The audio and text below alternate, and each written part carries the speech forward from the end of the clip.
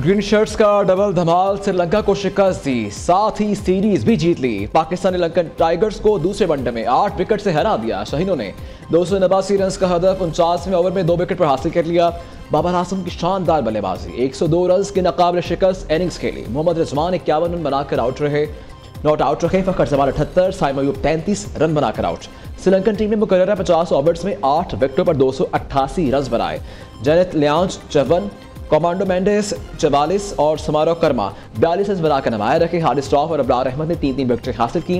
Century maker Babar Azam man of the match करार पाए। कौमी टीम को 3 मैचेस की सीरीज में 2-0 की बढ़तरी हासिल। पाकिस्तान और श्रीलंका तीसरे और आखिरी वनडे में 16 नवंबर को मद्दे मुकाबले आएंगे।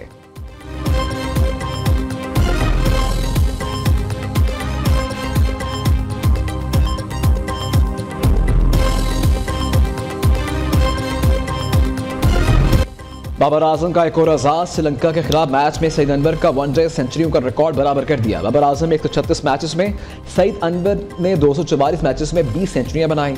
बाबर आजम कम से कम इनिंग्स में 20 सेंचुरियां बनाने वाले तीसरे खिलाड़ी बन गए। बाबर आजम ने 26 माह बाद इंटरनेशनल सेंचुरी स्कोर की।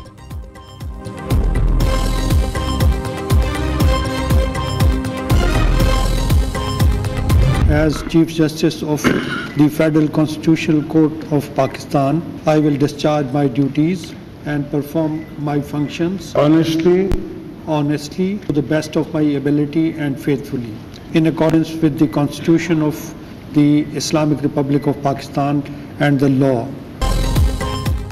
जस्टिस अमीनुद्दीन खान पहली वफाकी आईनी अदालत के चीफ जस्टिस बन गए। सदर ममलिकत ने आसिफ जरदारी ने जस्टिस अमीनुद्दीन से हल्फ लिया। वज़ीर आज़म शहबाज शरीफ, सुप्रीम कोर्ट के चीफ जस्टिस याह्या आफरीदी भी स्टेज पर मौजूद थे। Field marshal Syed Asim Munir, chairman joint chief of staff committee general Sahir Shamshad Mirza, फजाइया बहरिया के सरबराहान की भी शिरकत। नायब वज़ीर आज़म सहागडा, चेयरमैन सेनेट, स्पीकर कौमी असम्बली, वफाकी वज़रा, senators, chairman people's party Bilawal Bhutto समेत आला सियासी शख्सियात भी तकरीब हलफ बरदारी में शरीक हुई। दूसरी जानिब सदर आसिफ अली जरदारी ने जस्टिस मंसूर अली शाह और जस्टिस अतन मनल्लाह के इस्तीफे मंजूर कर लिए।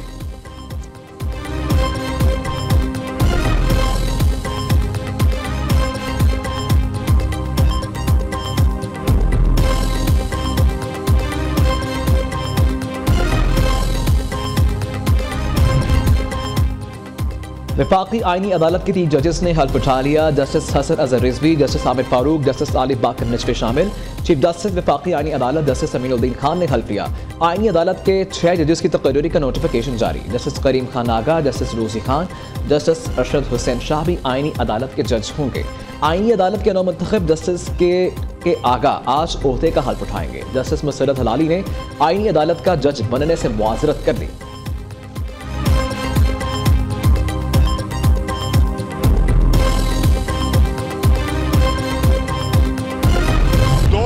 जजेस को जो है इस ऐवान की, इस पार्लियामेंट की पास करदा एक तरमीम जो है आइन में, उसके खिलाफ जो है उनकी गैरत जाग गई। लेकिन जब ये कैंगरू कोर्ट्स बना के, जिनका मैंने बयान किया है, मियां नवाज शरीफ को विक्टिमाइज किया जा रहा था और एक एजेंडा जो है इम्प्लीमेंट किया जा रहा था कि वो हुक्मरान ना रहे और उसको हमेशा हमेशा के लिए सियासत से बाहर कर दिया जाए, उस वक्त किसी की गैरत ना जागी। ये जज जो थे, ये कल वाले जज थे, उस वक्त भी सुप्रीम कोर्ट और हाई कोर्ट में बैठे हुए थे। पार्लियामेंट के पास करदा तरमीम के खिलाफ 2 जजेस की गैरत जाग गई। आज जुम पर पांव आया तो बरसों से सोए जजों का ज़मीर जाग गया। जब ये जज कैंगरू कोर्ट्स का हिस्सा थे तब इनको गैरत क्यों ना जागी। जैसे नवाज शरीफ केस की समाअत होती थी, ये जज अपनी फैमिलीज को भी अदालत बुला लेते थे। वज़ीर दिफा ख्वाजा आसिफ के कौमी असम्बली में जारहाना खिताब, ऑपोजिशन के शोर शराबे पर ख्वाजा आसिफ बोले, दहशतगर्दों को तहफ़्फ़ुज़ देने वाले यही ऑपोजिशन वाले हैं। इन्हें फैसला करना होगा कि पाकिस्तान के साथ हैं या दहशतगर्दों के।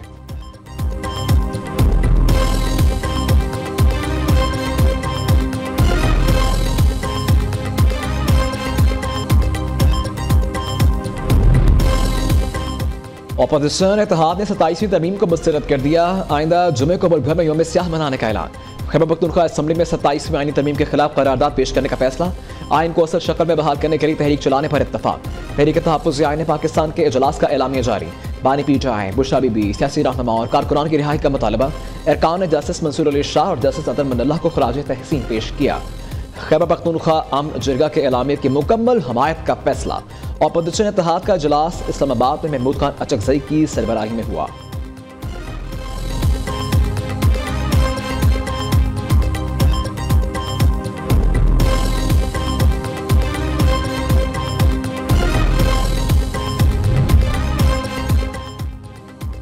पाकिस्तान आर्मी एक्ट 1952, पाक फजाइया एक्ट 1953 में तरामीम का बिल मंजूर। दोनों बिल नायब वज़ीर-ए-आज़म सहाकदार ने सेनेट में पेश किए। पाकिस्तान नेवी ऑर्डिनेंस 1961 में तरमीम का बिल भी पास। बिल वज़ीर दिफा ख्वाजा आसिफ ने पेश किया। सेनेट इजलास में supreme court practice and procedure act 2023 में तरमीमी बिल भी मंजूर। National agri trade and food safety authority bill इत्तेहादी जमातों में इख्तलाफात के बाइस मौखर। PTI और JJY के अराकीन ने कानून साजी की मुखालफत की। कौमी असम्बली और सेनेट से मंजूरी के बाद बिल ऐवान सदर भिजवा दिए गए।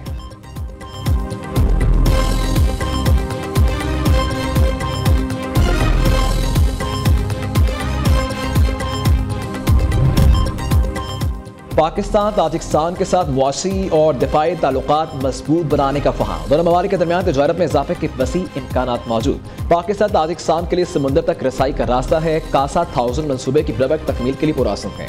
सदर आसिफ अली ज़रदारी का ताजिक वज़ीर दिफा कर्नल जनरल सूबेर जोधा अमूमाली अब्दुर्रहीम से मुलाकात में इजहार ख्याल। फील्ड मार्शल सैयद आसिम मुनीर से ताजिक वज़ीर दिफा कर्नल जनरल सुबैर ज़ादा अमाम अली अब्दुर्रहीम की मुलाकात। बाहमी दिलचस्पी के अमूर इलाकाई सिक्योरिटी और दो तरफा दिफाई ताउन पर तबादला ख्याल। तरबियत इंसदाद दहशत गर्दी और अस्करी ताउन मजीद बढ़ाने के आज़म का इजहार किया।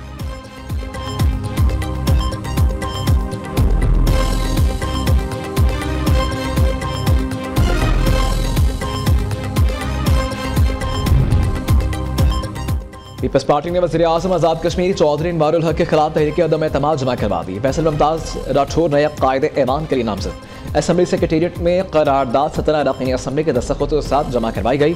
स्पीकर आज़ाद कश्मीर कानून साज असम्बली चौधरी लतीफ़ अकबर ने 17 नवंबर को इजलास तलब कर लिया। ख्वाजा परवेज़ अशरफ ने कहा कि हमारे नंबर्स पूरे, आज़ाद कश्मीर में हुकूमत बनाएंगे। तजुर्बाकार फैसल राठौर बेहतरीन अंदाज में हुकूमत चलाएंगे। पीपल्स पार्टी की हुकूमत आज़ाद कश्मीर में बेहतरी लाएगी।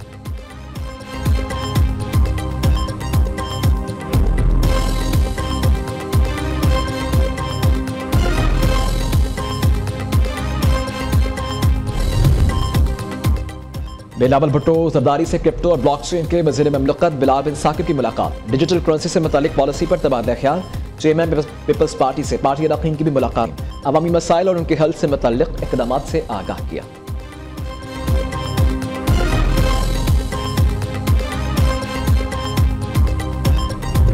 नायब वज़ीर-ए-आज़म और वज़ीर ख़ारिजा इसहाक़ से अमरीकी नाज़िमुल उमूर नेटली बेकर की मुलाकात। इक़्तिसादी और सरमायाकारी ताउन बढ़ाने पर बातचीत। IT और क्रिटिकल मिनरल्स में ताउन पर तबादला ख्याल। इसहाक़ ने कहा पाकिस्तान में अमरीकी कंपनियों के सरमायाकारी का खैर मकदम करते हैं।